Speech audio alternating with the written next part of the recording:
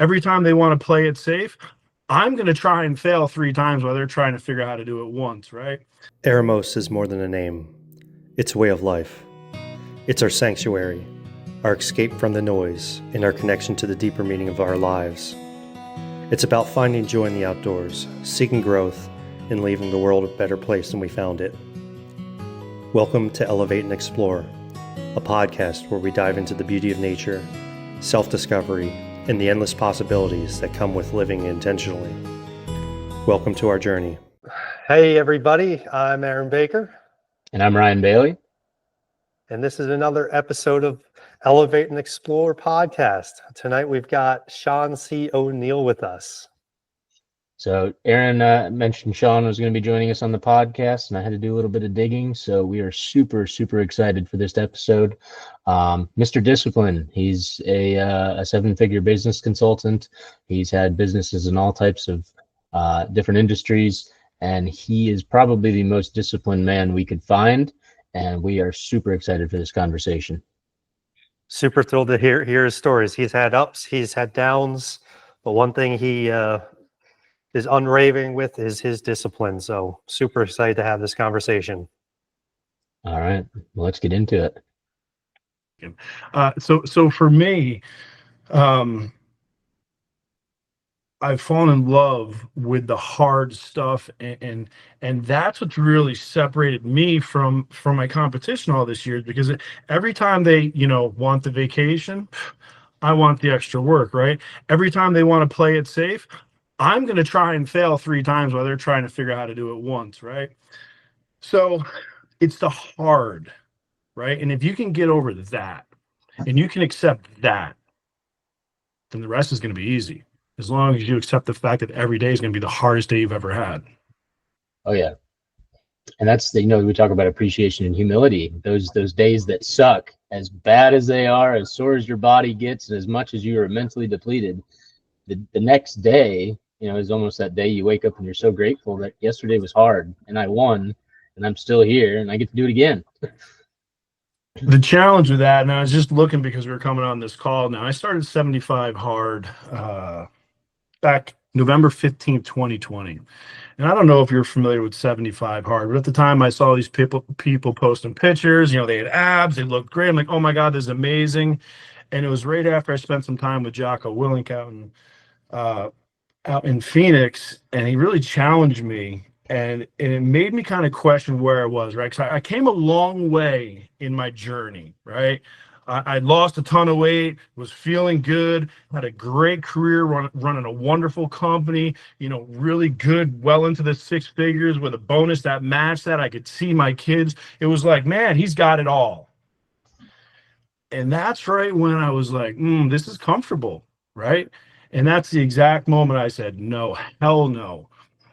As far as you've come, right? And you feel like you've achieved, you got this great job, everything was good.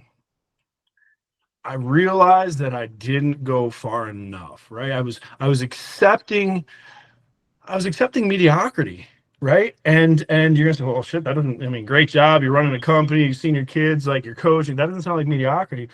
Well, it was, because if you truly know your own self-worth, you have to have an honest conversation with yourself.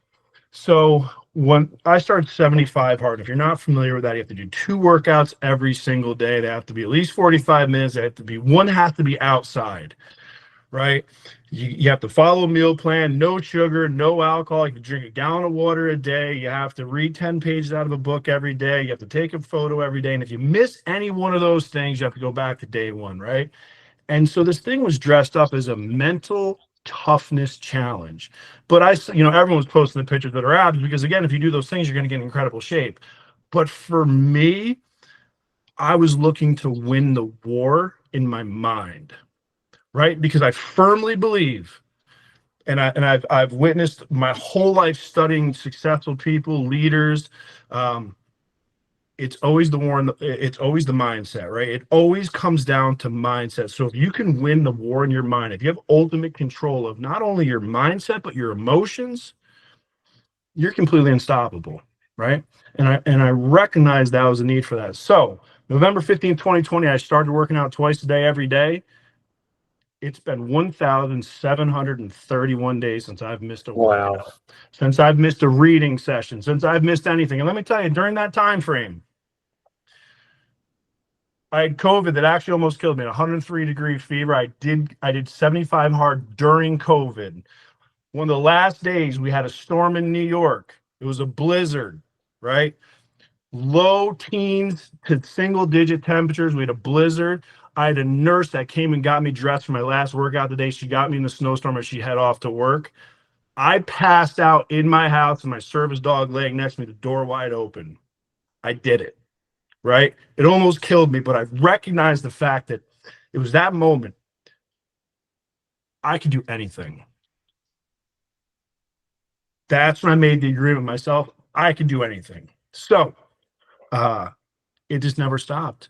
And then the habit stacking got bigger, the goals got bigger, the consistency has never wavered. So you back up 2018, homeless, alcoholic, mess from my deployments. My head was a mess, my life, my emotions were a mess. Homeless. And when I got arrested for a DWI stop, I had detoxed in prison over a long weekend, and I was so bad it almost killed me. So when I went in front of the judge, I could not walk or form a sentence. Now I run a hedge fund. Homeless to now I run a hedge fund. Now, 3 consecutive years in a row, I'm a 7-figure business consultant. CEOs would fly me in to solve problems that no one else in their company could solve. I flew over 250 times last year, 46 states. I was homeless just a few years ago. I blamed my ex-wife. I blamed the war. I blamed genetics. No one held me down and stuffed food in my mouth. I was 305 pounds because I ate that food. Mm-hmm. What did anything to do with genetics? Yeah, my family's all fat because they all have poor food discipline. It's not a goddamn excuse. It's noise in our head. It's the lies we tell ourselves. Now, same family. I'm 46 years old. I got abs. 46 years old. I carry abs 12 months out of the year. Why? Because I'm fit, not because it's a vanity thing, because I actually take care of myself the way I'm supposed to. Because now I take ownership in my wellness. I'm accountable to the things I put in my body. I'm responsible for my health. It was a shift in my mindset. Instead of living below the line, excuses, blame, denial, I moved my ass above the line. Ownership, accountability, responsibility. It's all a decision, gentlemen. It's all a decision. 100%. Now, Yeah, I've been prior working very to- hard. Go ahead, Ryan. I was just going to say, prior to that 2018, what kind of life were you living? Just a little context on that. So, poor farm kid, had a really good youth, standout athlete, Marine. I did a lot of interesting things in my life.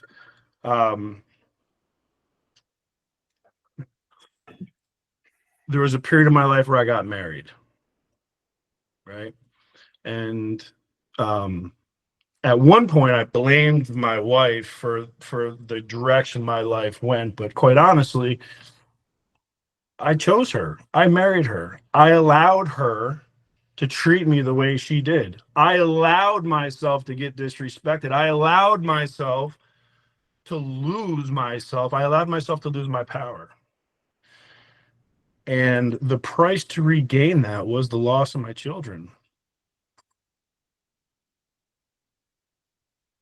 But I will tell you this is the hardest decision of man. And again, I won in court, but I lost, right? Because sometimes that's the way life is.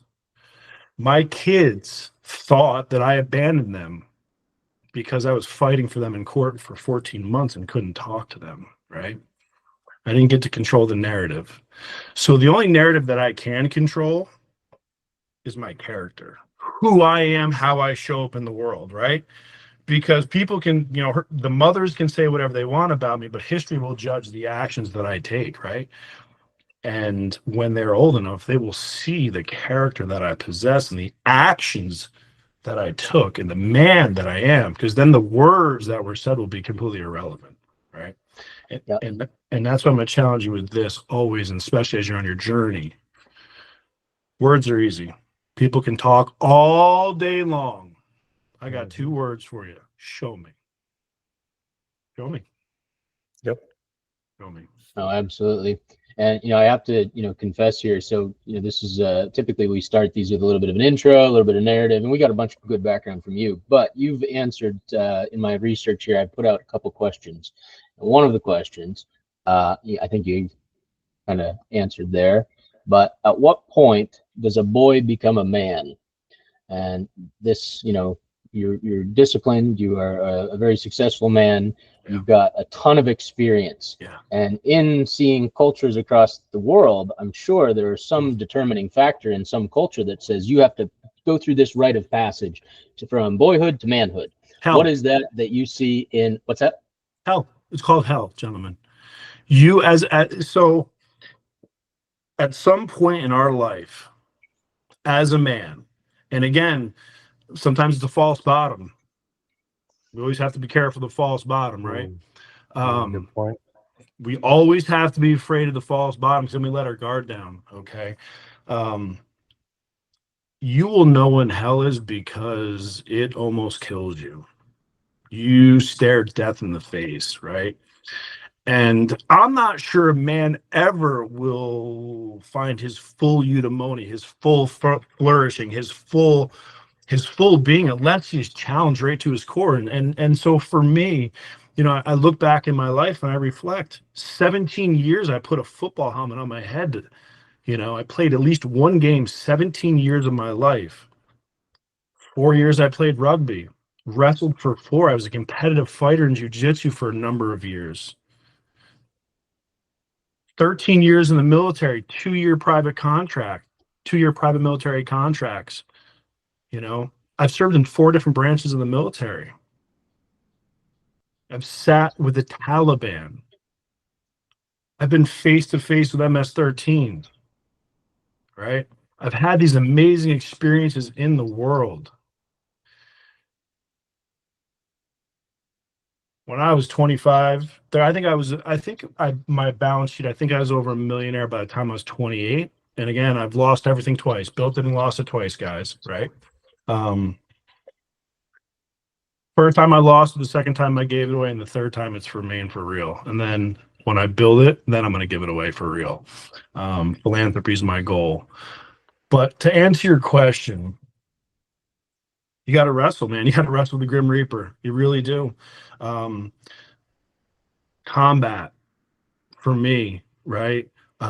Losing my best friend, being the one to tell the doctor, you've got to pull the plug, right? Because his parents made me do it. Because it was my car that he had borrowed that put him in that hospital bed, right? And so as a young boy at 18 years old, his parents blamed me, and I had to give the order to kill my best friend, right? I gave my mom a lethal dose of morphine when she was suffering from pancreatic cancer. Okay? Hell. A boy can't do those things. A man can do those things, right? When you are a business owner and you put food on people's table, right? And you make sacrifices that no one will ever know about so they have food on their table. It's a lot different than bringing food on your own table. When I have a team of people, team of mothers, single mothers that put food on their table because of my actions, boy, can't do that. Not consistently, right? That's hell. So there are 2 paths in life. There's the easy road. A lot of people take it. It's what mediocrity looks like. A lot of sheep go that way, man. Then there's one, literally says hell. You may die. You may come out scarred. And I have scars from every single part of my body, 46 years old. Scars on every single part of my body, including my face. Hell.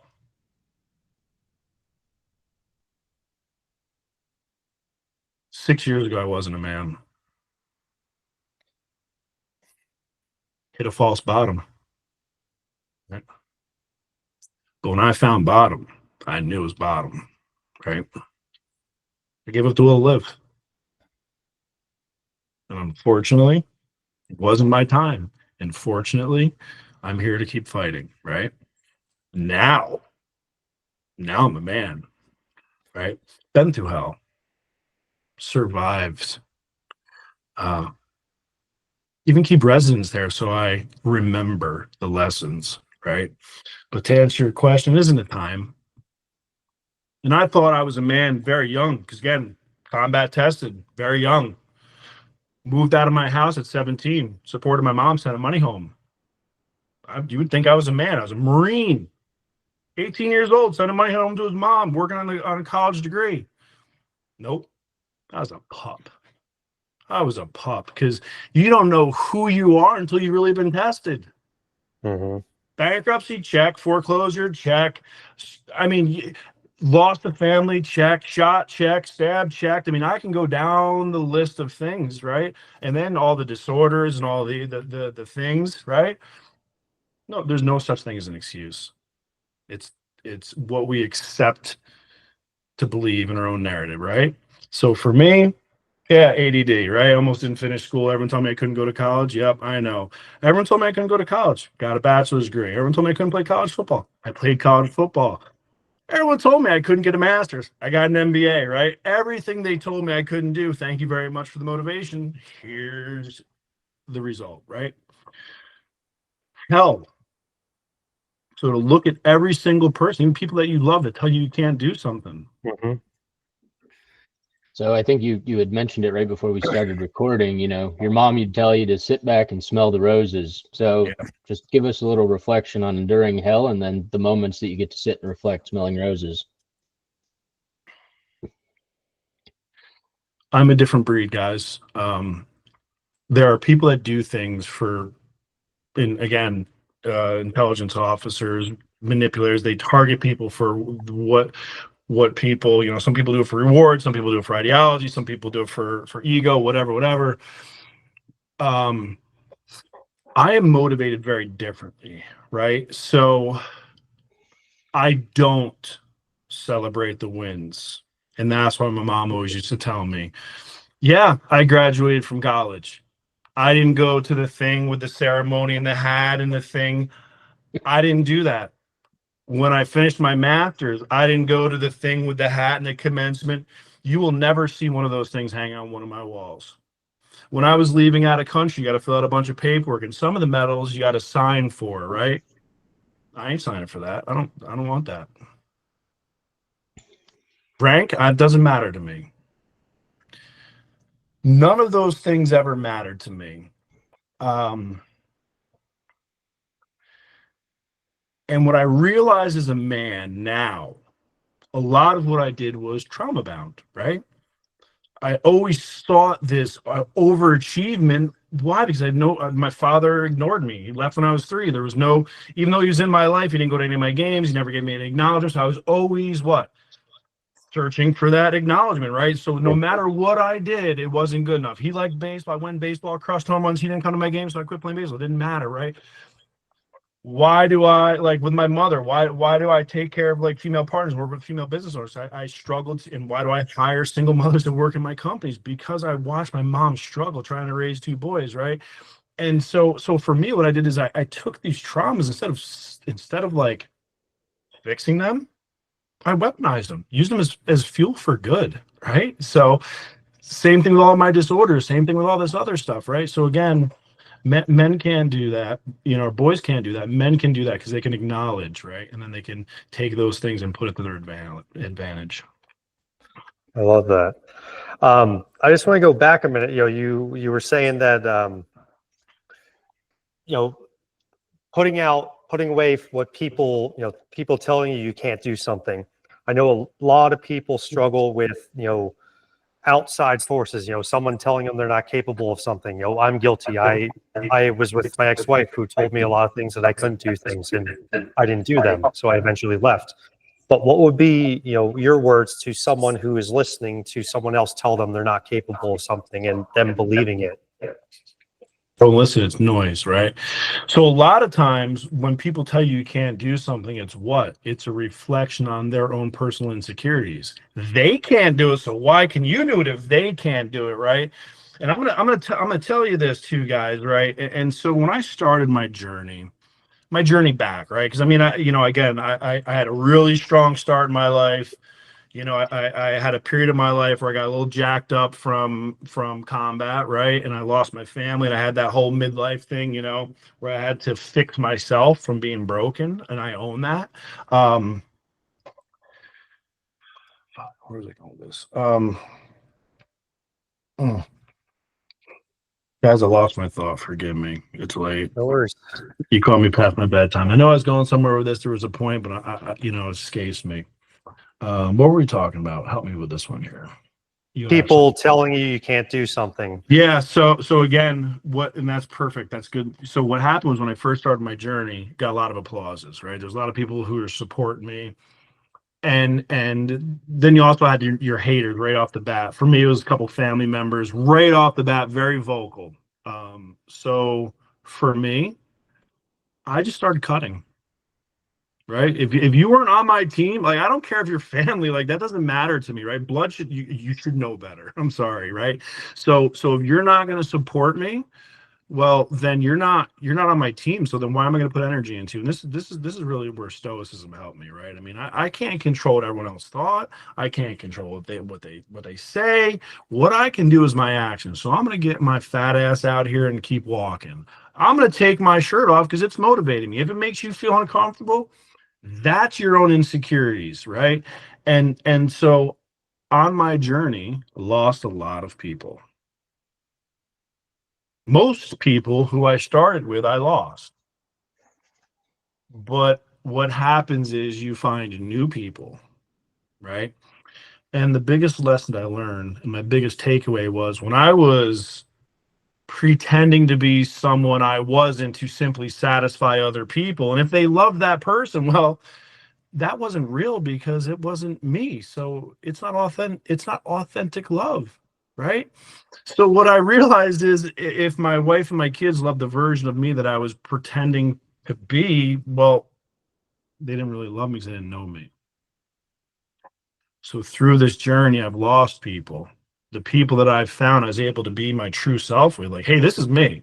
you can, and I say this, you can be on the train or you can get off the train. Don't matter to me, but my train is going, right? I'm not stopping for anybody, for anything, right? Man on a mission. So the new people accept me and love me. And what I realized is when I did some weeding from the old people that were around, there were a couple diamonds that are still with me, that have been with me the whole time, but high quality people don't get involved in drama bullshit, right? So when you're still coming and you're still struggling, you're still building, they're not ready for you yet. But again, I've had people in my life now for over 2 decades that we have amazing relationships now, that I had amazing relationships with then, but now there's not a lot of the noise in the middle, right? And so now I'm able to focus on the signal. What's the signal? The signal is all the things that bring us closer to our goals. If you're building a business, it's the thing to help us build a business. If it's a relationship, that. Whatever it is, it's focused on the things that will move us closer to the goals that we set for ourselves. Everything else, noise. Doesn't matter. Cut it out. Sister who complains about me, no use in my life. I don't care. No value. Gone. Oh my God, that's your sister. Don't care. I've met other people who are really incredible. I'd rather give them my energy. All right. So that's really the answer, guys. Like, cut aggressively. And the result is the new growth is amazing. So you mentioned you had some time spent with Jocko Willink out in Phoenix. How important is it along this journey of growth and cutting people out, weeding out the good and the bad, is it to have a stable mentor and a consistent mentor at that, somebody that's with you through these periods of time, or do you have a different mentor for each period of time? No, mentors, plural, many. Why would you have one, right? It's a council, right? So I've saw coaches and I've been through all the best programs over time, right? And so that's why I've picked and choose the things that work best from the best programs, and kind of over time, I've developed my own system that works amazing, right? Because I plagiarized the best parts from the best systems. And so what I say is, I couldn't possibly have one, because then I'm only getting one perspective, you know? So leadership, John C. Maxwell, he's the guy, right? Because before him, they talked about management. Like, because of him, you know, he wrote 200 books on leadership, servant leadership. So for me, that was a great source. And I found some people rolling off of him, right? And if I'm talking about accountability or ownership, yeah, Jocko Willing's great, because that's his mantra. So I found people, especially in the high level, who had a message or have been to a place that I haven't been to yet.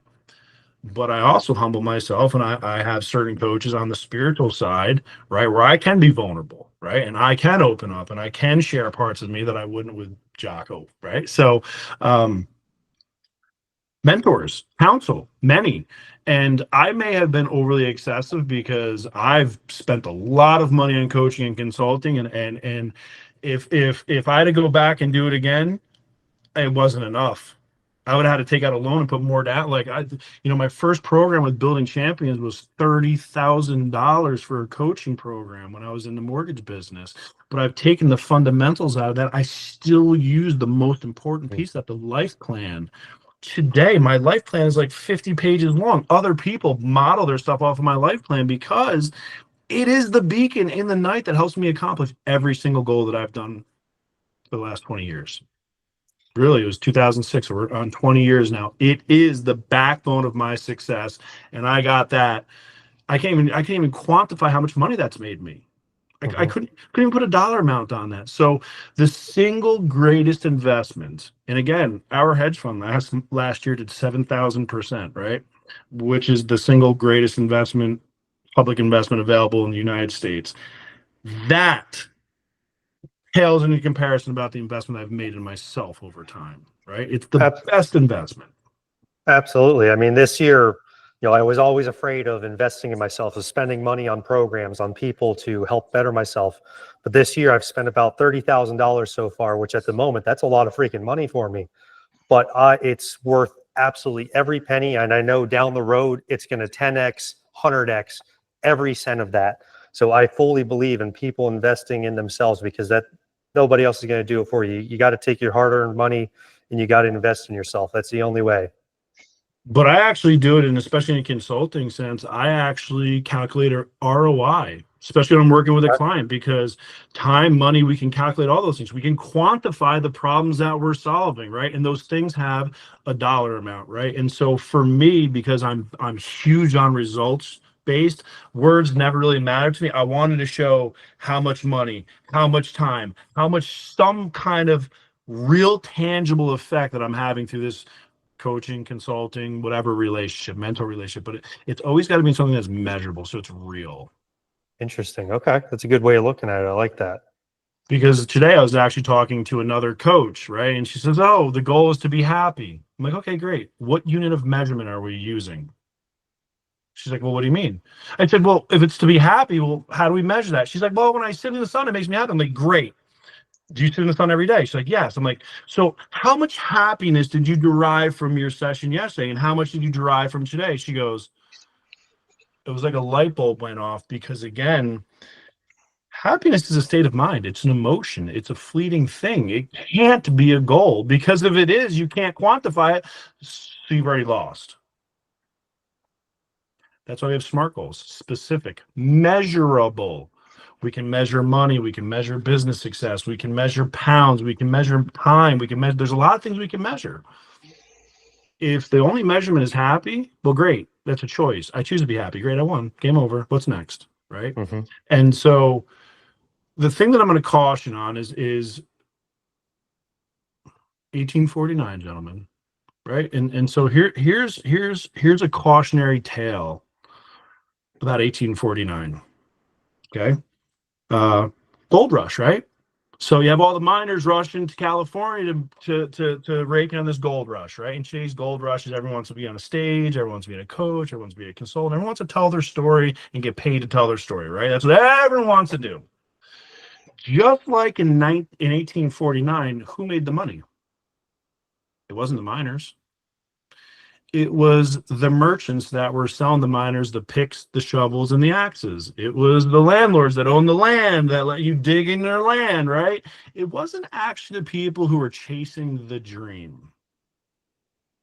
Okay. So what I see a lot out here is they sell the dream. A lot of people sell the dream, right? But I always want to know what's the tangible, like what's the actual tangible result, right? Because again, just selling a dream, that's one thing. But that's why when I coach, when I consult, we are solving a problem, we are doing a thing, we are accomplishing a goal, we are measuring that thing so we know if we won or if we didn't win together, right? But what you will see in the coaching, consulting, get on stage and speak your thing is it's always, oh, well, you got to build this and you got to spend this and you got to do this, you got to build this. And it's always one more thing that's going to help them, get this amazing client list and do all these other things, right? So that's why I always caution people who are out there and they're doing these journeys, right? When you're working with coaches, you're going into programs, it's very easy to get caught up in the emotion, especially at an event. It's great. It's emotion. You're high, right? You can sell anything to someone at a convention because they're drinking the Kool-Aid, man. They're all high. The emotion's up there, right? But I always ask, like, what am I going to get out? Like, what is this? What's the end goal? What am I going to accomplish, right? Like tangibly, because when I work with clients, we are chasing a revenue goal, right? If it's a business, if it's in your life, we're solving a major problem. There's weight, there's something that we're fixing, solving, chasing, accomplishing. So the thing that I'm kind of like that guy who's that, the sand in the ointment out there is I tell people, watch the Kool-Aid. It could be spiked a little bit, right? And make sure what we're doing is real and not just getting caught up in the emotion, right? And that's what I tell everyone. Okay. So consider that. Thank you. I love that. Because when I did my $30,000, coaching program, I was taking my $1 million a month production. At the end, I was doing $7 million a month production, right? And at the beginning, I was just me doing all this. And at the end, I had a team of 4 people, and I was doing less work than I was when I was doing 1 million, right? So I had a time benefit. I had a money benefit. My business was bigger. I had tangible results, right? And if a coaching program, a consulting program, they can't actually show you the tangible results of people they're working with, then they're just selling pixie dust, right? They're selling courses, right? So I caution you that when you're on your journey and when you're talking to people, right? Especially coaches, consultants, anybody, they talk. But a guy like me, I can show you checks. I can show you invoices. I can show you client lists, right? I can show you tangible results. I can show you the depth at which we go. And this is a good Elon Musk trick, right? He asked me about a problem they solved. And most people can talk about any problem 1 or 2 layers. But if you really solved the problem or you really did a thing, like if you were really the consultant and you did a thing, you can go all the way down to the nitty gritty. And I can do that in any business that I've run, the ones that I've consulted on. And that's how you know if someone really knows what they're talking about, right? Other than that, it's just noise, right? So as I've kind of stepped back from the consulting world where I was, flying from city to city, 92, 93 hours a week, and now I'm kind of looking online and seeing what people are doing, I chuckle a little bit, I chuckle because there's a lot of big dreams, a lot of false promises, right? And when I start poking and asking, I don't see the same things that I hear, right?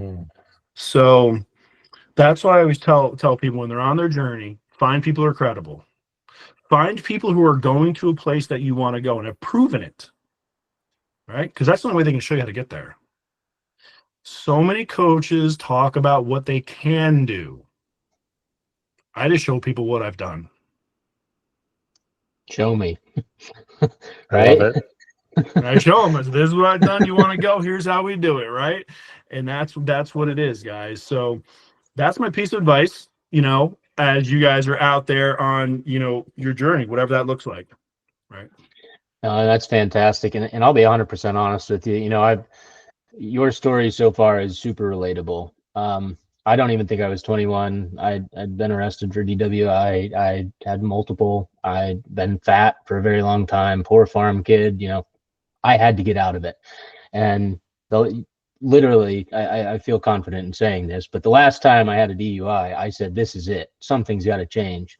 And I had set up a prayer. I had talked to God that night. I had begged for forgiveness. I had begged for mercy. I had begged for a way out of it. I didn't get an answer. There's no surprise there I didn't get an answer because it was an internal thing. When I realized that accountability, self-discipline, and kind of self-worth all shows at the same time is like, I deserve more. I'm responsible. I am the one who did this. I can change this though. And out of that mindset of, okay, I was depressed, fat, unhappy, and all these other things, what's next? One of the things that I said I wanted to be was happy. And happy is unrealistic. You can't measure it. There is no deer big enough that says it's going to be this much to make you happy. There is no amount of money on a check that will say this is going to make you happy. So the one thing that I took away here, and I'd like for you to just talk about a little bit, is identifying a SMART goal that somebody can enact in the smallest portion of their life that's going to encourage change. Acceptance was the biggest. I mean, I tell you, it's one of the hardest things for me. Being a guy who firmly believes that I can change the narrative of any script, right, with enough will and enough effort. I've never believed the narrative. And God, that has led to such struggle in my life, right? And so I went through a stoic journey where, for me, every year in my life plan, I have an annual focus where I do a deep dive into some kind of subject for a whole year, so I become a subject matter expert in it. And so last year I did Stoicism. And I took a page out of the Daily Stoic by Ryan Holiday. Every day I read it. I did a video blog, and I did it on YouTube to hold myself accountable. I was doing 365 Stoic reflections. I read books. And when I realized that Memoirs was by Marcus Aurelius, the most powerful man to arguably ever live, because he ruled the Roman Empire at its very peak. After him, it started to collapse. He's considered one of the top 5 Roman emperors of all time. And he's a very humble man. He's one of the most notable Stoics. And when I realized, when he's writing these very humble things in his journals that he never thought anybody would ever see, he's off in the Germanic campaigns, in war, and he has political strife back in his country, and yet he's trying to figure out how to be a better man and how to accept certain things. And so for me, when I realized the power of that, I'm like, whoa, okay, this is what I need to master. The mindset was the first hurdle. False bottom. Emotions. That was the biggest hurdle, and that was the last,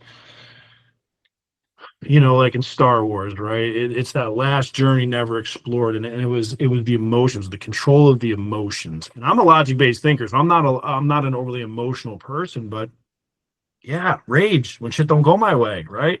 And when I realized when I was consulting that I would come home on Fridays and I had to, sometimes I had to self-flog myself because I was so angry at the world, and because I was stuck on these planes with people, and I was just, everything got to me.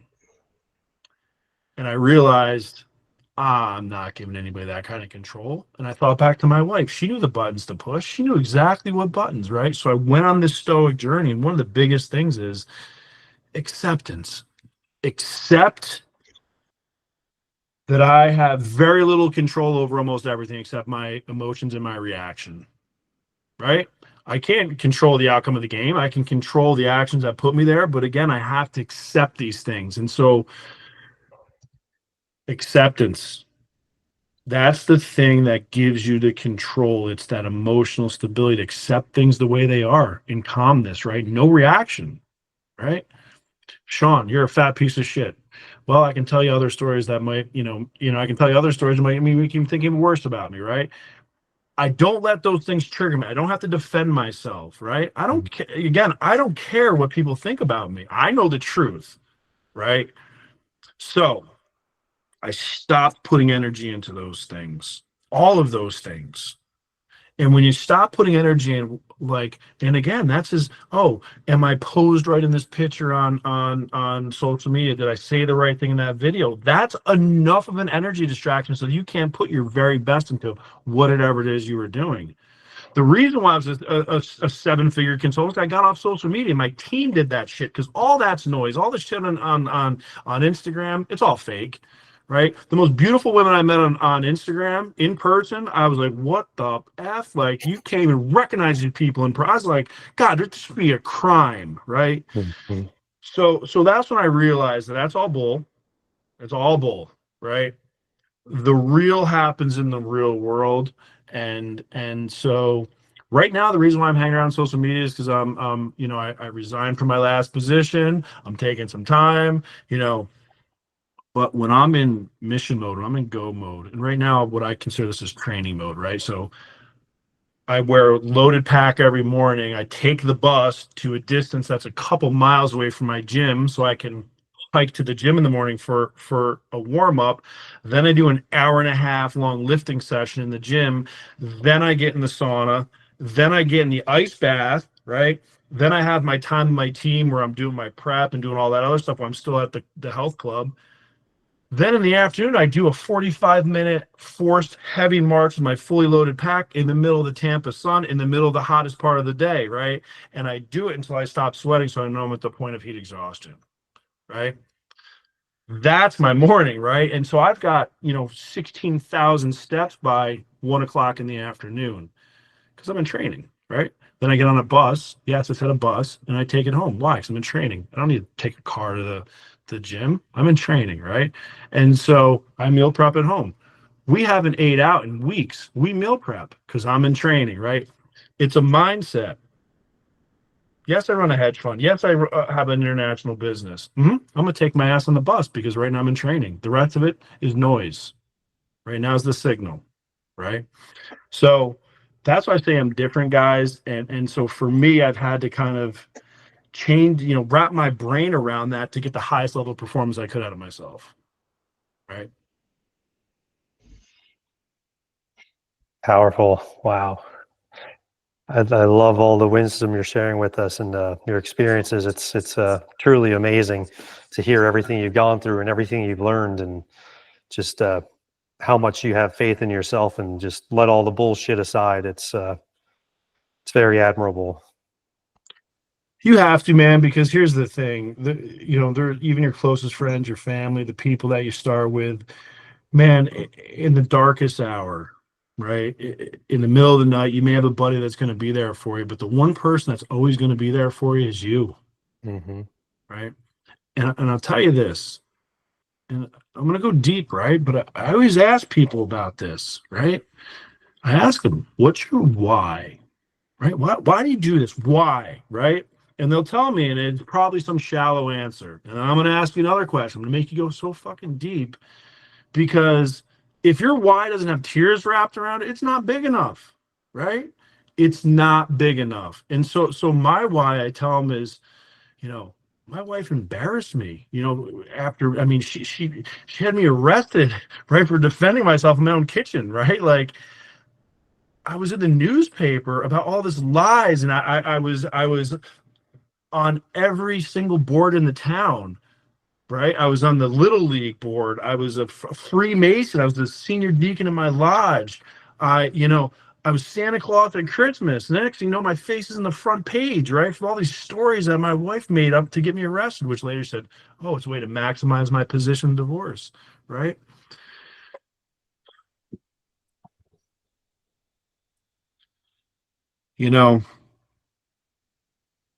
Sometimes, guys, you just have to accept that as you grow through this journey, and you're going to, right? Because I know that you guys are searching for the answers, and you're like what I call those the the embers are starting, right? The kindling's just starting in your fire, right? But I'm going to tell you this. The more you keep going down this journey and the more that you actually find love and self-respect for yourself, right? And I used to think, oh yeah, but hey, I'm going hunting, I'm going for that. No. Self-love, make and keep commitments to yourself every day. Make and keep commitments to yourself every day. That's how we build confidence. And quite honestly, gentlemen, that's how we build self-respect. And once you respect yourself, you can truly, truly love yourself. Because until you do that, nothing else in the world is even worth even attempting. That's the biggest thing I'm working on right now, because I realized in the past I was always a talker and not a doer. And I let myself down way too many times. And now I only tell myself the things that are true and the things I'm really going to hold myself to. This morning I woke up, I didn't want to go to the fucking gym. I was tired as hell. I got up because last night I said I'm going to the gym. I went to the gym this morning. I was proud of myself, and I just try to do something every single day that I hold my word to myself and don't let myself down. That's how I'm starting, and I think it's giving me a very good base, because I'm just learning to really respect myself and hold my word to myself.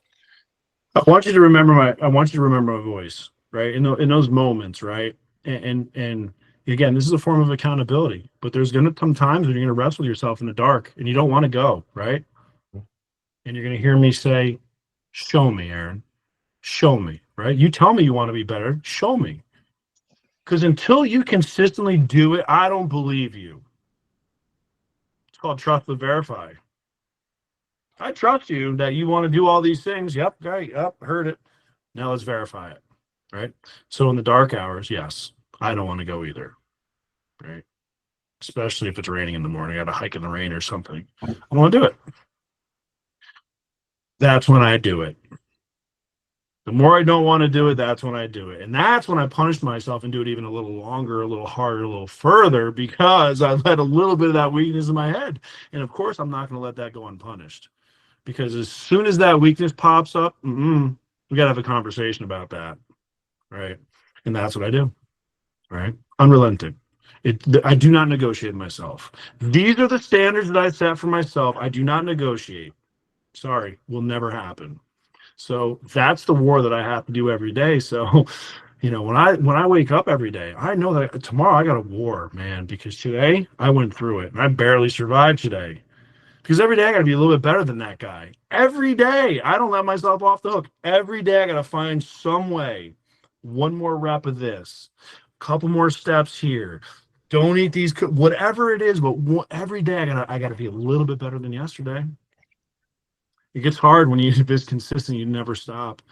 So it is a blessing and a curse. And every single day I welcome and I loathe the challenge of upping myself from the day before. It's a beautiful problem to have, guys. It's fantastic. And it's ironic this conversation just came in at the perfect time this weekend. I was in church and we talked about trust, we talked about the pursuit of temptation or the pursuit of wisdom. It's a choice. It's everything that you just said. And that temptation piece it's probably nice to sit on the couch. It's probably nice to just take a day off. You deserve it. You've worked so hard. And I said this the other day, probably a little aggressive, but it's like, I don't get a day off because I've got stuff to do. I've got this is just the way it has to work. Nobody else is going to do it. And, there's some aggression there, but it's the reality of it. If you want to keep moving forward, you're the only one who can do it. Brian, day off from what? What's that? What do you want a day off from? And this is what I ask people. What do you want a day off from? That's why I don't take I don't know what you're taking the day off from, but I know many people. I mean, what are we taking the day off from? Because the billionaire and the bum get the same clock, right? And that's what I challenge people on, right? I don't take a day off from my life, and everything is intertwined, right? There's business in life, and every day, every single day of my life, there's business and there's life, because that's what it takes. Right. And that's just, the testament there is there's no reason to take the day off if you are, consistent in what you're doing and you've got a plan and you can follow through with it. And as long as you're taking proactive steps, the day off is just non-existent. It's just a waste of time at that point. Well, I don't work, right? Because I do what I love, and therefore it's not work. If I'm doing something I don't love, well, then it's actually considered like real work, and then we're not in alignment with what we're supposed to be doing. So that's the problem. That's the first problem there, right? So for me, I had to start doing what I loved, and then I'm not working, right? So then 92 hours is great because I'm not working, right? I get the pleasure of solving problems and getting paid a lot of money to do it and fly all over the country to do it. Like, wow, work? Fuck no. This is awesome. This is like guest treatment, right? And so again, it's a mindset, right? Mhm. Yeah. I'm only home Saturdays. It's a mindset, right? But home is wherever the pillow is, right? And then, so again, it's all those things. It's the narrative we tell ourselves, guys. It's the narrative we tell ourselves. So we're coming to Well, Shawn, the as last we, that's what I 10 was just going minutes to say. here. I wanted to switch a little bit. You've got some videos, you got some pictures, some fishing boats. I hear rumor there's some hunting trips that you've had, or a ranch in Tennessee, maybe. I'd like to dive into this side of the conversation. So grew up farm boy in upstate New York. Okay. Lot of whitetail hunting. We actually grew up on Dr. Romans. We're poor, right? But my parents split. My dad was a caretaker for a large estate, right? So we raised animals, but pigs we sold the pigs, right? Because they're cash, right? So my diet growing up, my main protein source was venison, right? We hunted to literally eat. That's the truth. So I mean, we were shooting deer, 12, 13, 14 a season, playing the games with the game warden coming around, um outlaws, but that's the way we ate. It wasn't like we were trophy hunters. I mean, that's the way we fed our family. We had burger made up and sausages, and you know fishing too was, it was a way of life. We had a trout pond, a stock trout pond on our place, but we did a lot of stream fishing. Fly fishing was kind of the birthplace of fly fishing is in New York here, pretty close, like the Phoenicia area, um, and so grew up doing a lot of stream fishing. And then I went up to the salmon river and hooked into a couple salmon on a fly rod. So I haven't been back to the small streams. And once I get into the big fish, do a lot of steelhead on the drift boats, my brother. And then when I travel, though, I really got into just doing some type of big game fishing, no matter where I was, in the world. And I've caught some, tarpon and some pretty cool fish. And so, now, man, I gotta tell you, right? So me and my brother, we won a trip because we're Charleston, Heston, whatever members of the NRA, because the money we donate or whatever. And so we won a safari, right, to Africa, right? And at first I'm like, oh my God, Africa's really cool. And so we sit down, they have these books, and it's like of all the animals, and they flip it, and it went to a giraffe. I stood up, I'm like, can't do it. Can't do it, right? Because one of the reasons why I live in Tampa, true story, is I have, passes to Busch Gardens. So I'm a member of Busch Gardens. So I go there almost every weekend and I walk the park. And Busch Gardens is a huge amusement park, as we know, but they have the safari and the animals. And so the reason why I go is I get to walk through the safari and see my animals and stuff. And so there's no way I'm going to freaking Africa and shoot one of my animals. So now we're going to work on a photo safari. But, for me, I got to tell you, it's man, the older I get, the less I want to shoot my beautiful animals. I'm just being honest with you. Even though I see your mount in the background there, I was looking at a nice, beautiful deer.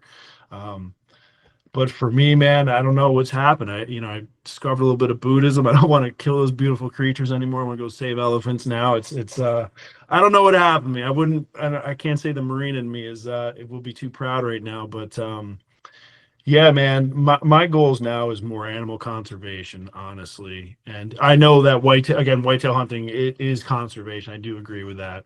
I am an outdoorsman. But for me personally, I'm not sure I can squeeze the trigger anymore.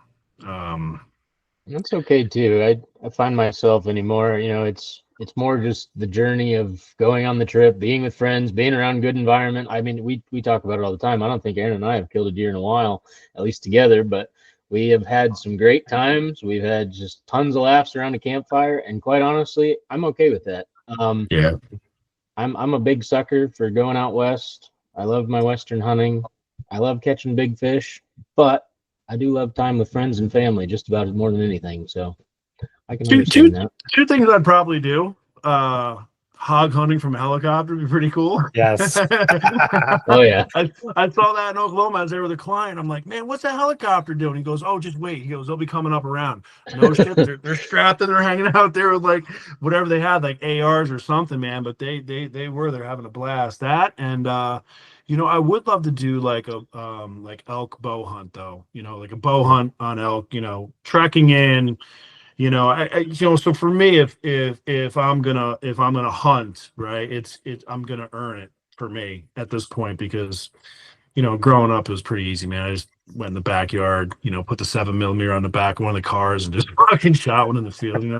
They didn't go anywhere. It wasn't really hard. I mean, so now it would be the challenge. It would be the adventure. And I'll tell you, the very best day I ever had on a stream was the day I didn't catch any fish. And I remember it was a day I was so stressed out. I was in the mortgage business, and it was back then it was into blackberries, and it wouldn't stop vibrating, right? So I had to get away. I had to get away. I had to get away. And I got on my stuff and I stood in the middle of the stream, and it was just a moment, right? Just feeling the stream on the waders. The sun hit me in the face. It was a May day, so you're just coming out of spring. God, I was just paralyzed in that stream for I don't know how long, but I got to tell you, sometimes that's why we fish, right? We go to get lost a little bit, and that's the beauty in being an outdoorsman for me, especially. Oh, for sure. And, the one why I have in life is, I grew up in northeastern Pennsylvania. White-tailed deer was all we knew. Our freezer always had deer meat in it. Again, however they got there is unknown to me, but they were there. And I picked this Western style hunting up, and it's like, I want to hunt sheep. I want to hunt sheep, and I want to hunt a moose. And it's not because they're pretty animals. They are definitely majestic, beautiful animals, but there is a challenge that comes with them. It is a game of patience to first get a tag if you're going to do it DIY. It takes 30 years to draw that tag if you're going to go on a sheep hunt. Yep. And a moose is 1,000-pound animal that is usually not close to the road, and it's never going to be close to the tent. So to be mentally prepared enough to go out and do that has been my one motivation there. And it's all the guys I've talked to is probably one of the hardest hunts between the sheep and the moose, but that's a goal. Fun fact, Northeast Pennsylvania. Mm-hmm. So that DWI arrest happened on I-81 in Scranton, Pennsylvania. Same. I was just saying, Ryan's was very similar. One of them. So I know that area very well. I did a multi-year project in the trash business out there, consolidating companies. So I lived in Wilkes-Barre and Scranton, and I was down in Reading, and I was doing consolidations all over the place there. But I was staying in the Holiday Inn in Wilkes-Barre. Was that Wilkes-Barre or Scranton? It was Scranton, Wilkes-Barre. I can't remember now. But yeah, it was one of those I was staying in. And then I lived in Wilkes-Barre right off of the exit, right by the VA there for a little bit. I was shacking up with some girl. So I know that area really well. Yep, that's about my hometown, about 45 minutes from there. So which one? So I was born in Honesdale, and I lived in Pleasant Mount. So just the little town of Forest Cities, straight up out of Scranton. That's the area. So that was one of the projects I did. It was a hostile takeover in Forest City, garbage. There was a company there. We went in, and he was like, "No." So we put our totes in everyone's property, and it was county waste. It was 2018, Forest City. I remember it. I met there was a chiropractor there, a female chick with a Jeep. I remember she had a Jeep, the all Jeep club. But yeah, I remember she was interesting area. Very interesting area. Coal country down further there was really interesting because when I first got there, all the coal country was out of business because of the Obama administration. But then as soon as Trump came in, he lifted the coal regulations as soon as he first came in, and everyone went back to work because all the coal lit up. And so everyone had these big stickers on their car, Trump loves coal. But I remember that because I'd never actually in my life seen them putting coal down the chutes in the trucks into the back of the house. And I'm like, holy shit, these people are really heating their houses with like coal. Oh yeah, coming out of a truck. So yeah, you get to see it all, man. So that's pretty cool. Pretty cool. It's a Small super world. humbling area to grow up out of, super small world, but it's there's a lot of people in there that's still stuck in their own minds. And one of my ambitions in life was to not be like that. So, it's like we said early on, it's just the unknowns and the journey of life. So here we are. I had to escape. I was caught into a 1% motor club, 1% motorcycle club trap there. So if I didn't get out of there, I probably wouldn't have made it. So good time to leave. Yeah. Whole different story. Well, Shawn, we I'll let you appreciate do your it. time so much. It's been very valuable lesson hearing all your wisdom, and truly appreciate your time. We know you said it's past your bedtime, so thank you for staying up and talking with us. Yeah, of course. I'm very, very respect it very much, and thank you so much. Yeah, guys, stay connected and check in again. I would enjoy another conversation. Yeah, I would love to have a conversation, just maybe 10 minutes or so, on a project I'm working on. I'd love to get some expertise. Yeah. On almost all my social media is my link tree, and on top of my link tree is my calendar. It's wide open. So any open spot, please feel free to jump on. All right. Awesome. And that goes to both of you. Seriously. Appreciate that. And then if people want to find you, how do they find you? Find you on social media? Yeah, you type in that name right there, Shawn C. O'Neill, and you will pretty much see me everywhere. It's my website. But you type that in, you're gonna see me everywhere, Shawn C. O'Neill. And again, what I've really done in life is really helping entrepreneurs do the impossible, do the thing they didn't think was possible. And I literally am I'm the force multiplier because I help everybody just be better. That's what I do. That's it, guys. Truly incredible, truly, just admirable in everything you've said. And we thank you so much for your time. Excellent, guys. Thank you so much. Talk soon. Thank you, Absolutely. Shawn. Shawn, have a great night. Again.